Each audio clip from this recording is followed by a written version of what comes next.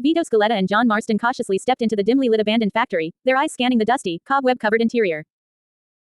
They had received a tip about the whereabouts of a rare, male blue macaw bird named Blue, from the Rio animated film. As they navigated through the crumbling structure, they finally spotted Blue perched on a rusty pipe, his vibrant feathers a stark contrast to the drab surroundings. Vito, a seasoned mafia enforcer from the Empire Bay streets, carefully approached Blue, speaking softly to calm the bird. John Marston, a rugged cowboy from the Wild West, stood watch, his eyes scanning the area for any potential threats. Just as they were about to leave with Blue, a tall, imposing figure emerged from the shadows. SCP-096, a mysterious, humanoid entity with a grotesque, pale appearance, towered over them. Its face, a twisted, expressionless mask, seemed to be staring right through them. John Marston instinctively drew his high-tech revolver, taking aim at SCP-96's face. Time to give this fella a distraction, he muttered, firing a bullet that struck SCP-96's face with a loud, metallic clang.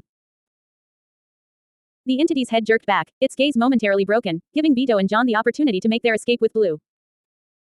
As they turned to flee, SCP-96's face began to contort, its mouth twisting into a grotesque, inhuman grin. As Vito Scaletta carefully grasped Blue by both wings, John Marston urged, "Get this bird to safety, Vito. We can't let SCP-096 get its hands on it." Vito nodded, swiftly opening a portal that led to the lush, vibrant environment of Rio. He gently placed Blue on a bird-standing structure near his mate Jewel, before vanishing through the portal. As Vito reappeared, he turned to John Marston and said, "Time to gear up, partner. We've got an SCP to take down." John Marston nodded, and both men began to don advanced, high-tech armor adorned with intricate mechanisms and glowing blue lines. The armor seemed to hum with energy, as they pulled out high-tech AI weapons with built-in AI screens near the end of the barrels. The AI screens flickered to life, displaying real-time data on SCP-96's movements and weaknesses. Vito and John Marston exchanged a determined glance, before charging forward to clash with the towering, humanoid entity. "Let's show this SCP who's boss." John Marston growled, his voice amplified by the armor's comm system. Vito Scaletta grinned, his eyes gleaming with intensity. "Time to take down this freak and get out of here." With a fierce battle cry, the two men launched themselves at SCP-096, their AI-powered weapons blazing with energy.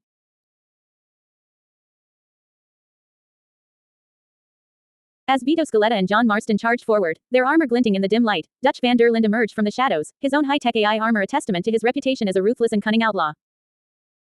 Dutch's voice, laced with his signature sarcasm, crackled over the comm system. Well, looks like we've got ourselves a little party. SCP-096, you say? Ha. That freak don't stand a chance against the likes of us. With a flourish, Dutch drew his own AI-powered revolver, the barrel glowing with energy as he took aim at SCP-096. Time to show this freak who's boss. Let's give him a show they'll never forget. The three armored warriors, Vito, John, and Dutch, formed a semicircle around SCP-096, their weapons trained on the towering entity. The air was electric with tension as they prepared to unleash a barrage of high-tech firepower upon their foe.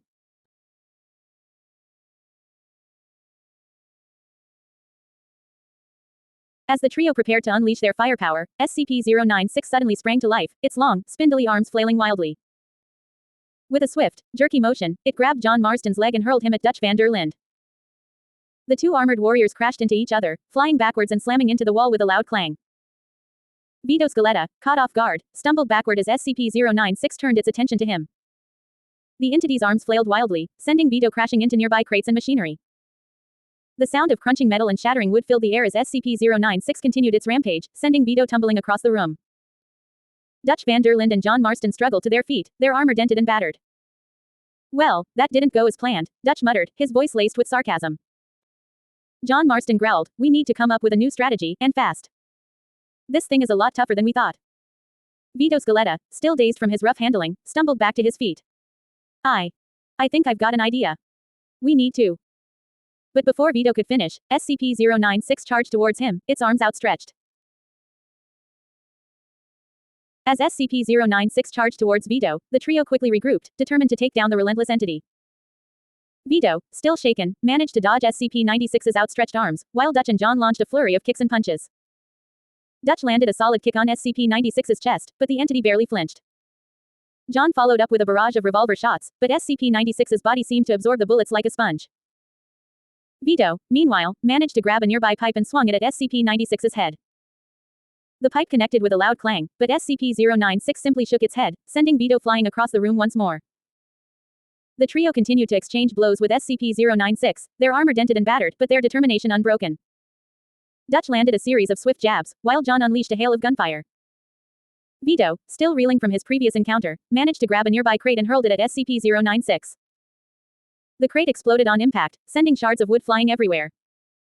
SCP-096 stumbled back, momentarily stunned, giving the trio a brief window of opportunity. As SCP-096 regained its footing, it swiftly retaliated by grabbing a nearby crate and hurling it at the trio.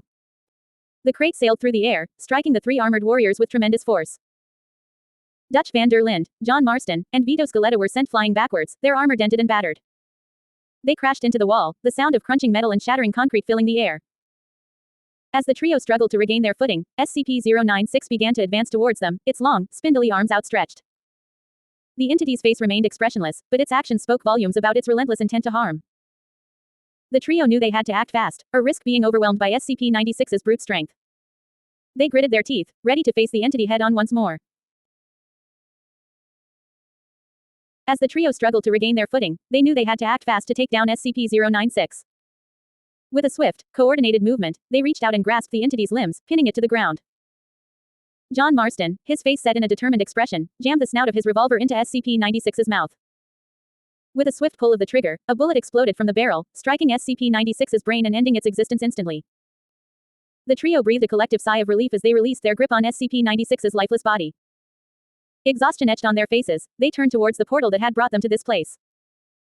As they stepped through the shimmering portal, they emerged on the other side, finding themselves in a tranquil, sun-drenched environment. Before them stood Blue and Jewel, the blue macaw couple, sleeping peacefully while standing on their perches. John Marston's neutral tone broke the silence. Parrots are quite vulnerable, are they? Dutch van der Linde replied, his voice equally neutral, yeah, they require specific care and attention. Not exactly the hardiest creatures. Vito Scaletta added, his tone matching the others, still, they're amazing birds. Intelligent, social, and those colors. The trio stood there for a moment, taking in the peaceful atmosphere. Then, without warning, they collapsed to the floor, their exhaustion finally catching up with them. As they closed their eyes, the sound of gentle chirping and soft rustling of feathers filled the air, a soothing serenade to accompany the trio's well-deserved rest.